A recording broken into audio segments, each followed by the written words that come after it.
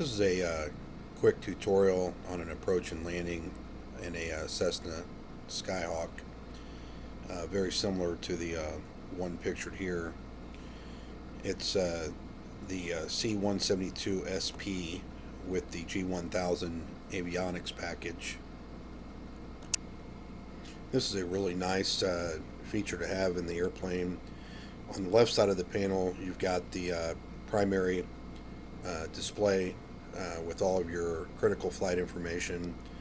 On the left-hand side of the strip there would be the airspeed, which is not displayed obviously now because this picture was taken when the aircraft was not in flight. And then on the right-hand side, you've got your altitude displayed digitally there.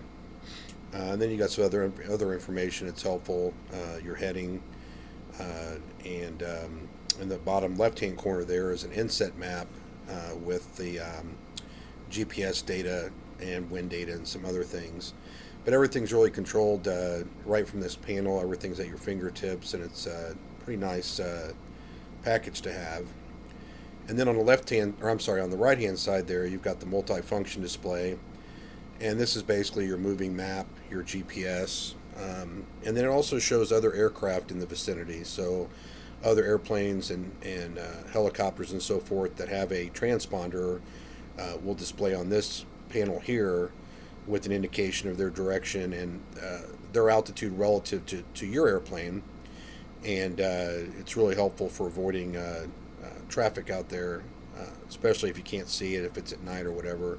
Makes it a little bit easier. And you've got some engine data and some other information on here about your estimated time of arrival, estimated time en route, and so forth. So it's made the airplane a whole lot safer to fly from the older gauges, if you will.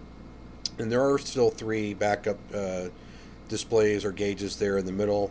You've got your airspeed indicator, your horizontal situation indicator, or attitude indicator, and then you've got the altitude there that's kind of hidden by the yoke.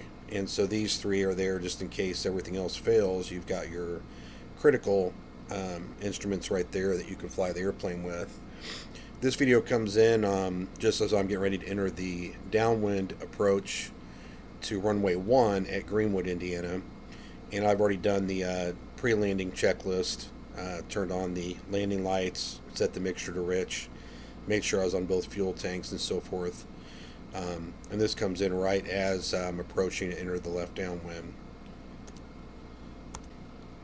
When landing in an airport, Greenwood here has a left-hand traffic pattern, which means that all of the turns are made are left-hand turns in the traffic pattern. And these traffic patterns help everyone avoid not knowing where the other pilot's going to be. Everyone knows that they're running the same pattern, and avoids everyone just kind of coming into the airport any different direction they want to. As you can see from this diagram, this is the traffic pattern for this airport, and this is typical of a lot of airports without control towers. And you want to land obviously as much into the wind and take off into the wind as possible, so the direction of the wind will control which runway is in use. The wind being on your head as opposed to a tailwind allows you to touch down at a slower speed and makes for landings and takeoff safer. On this particular day, the wind was calm, and so when the wind is calm at Greenwood, they were using runway 1 on that particular day, and so I simply followed along with what everyone else was doing. Either runway would have been acceptable. And so this is facing east, and again I'm getting ready to turn to the right to be heading south, and I'll be in that left downwind approach. You can see on the bottom right hand corner there's a vidometer inset with the speed in miles per hour and the altitude. The speed in the aircraft, we use knots, and to get miles per hour it's knots times 1.15, but this displays in miles per hour to give you an idea of where this is at. I'm flying just about over US 31 right in Greenwood, and so we enter the left downwind, and then once we're abeam the numbers, or we're across from the numbers of the runway, then we slow down and go ahead and put in a notch of flaps.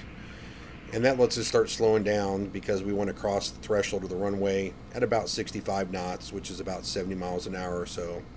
I'm looking over to the left to see when I'm about 45-degree angle from the runway, and now I'm turning to the left base and calling it out on the radio. And then I've also just put in the second notch of flaps, which is now at 20 degrees, and it slows down a little bit more. You can see the speeds coming down to 95, 96 miles per hour.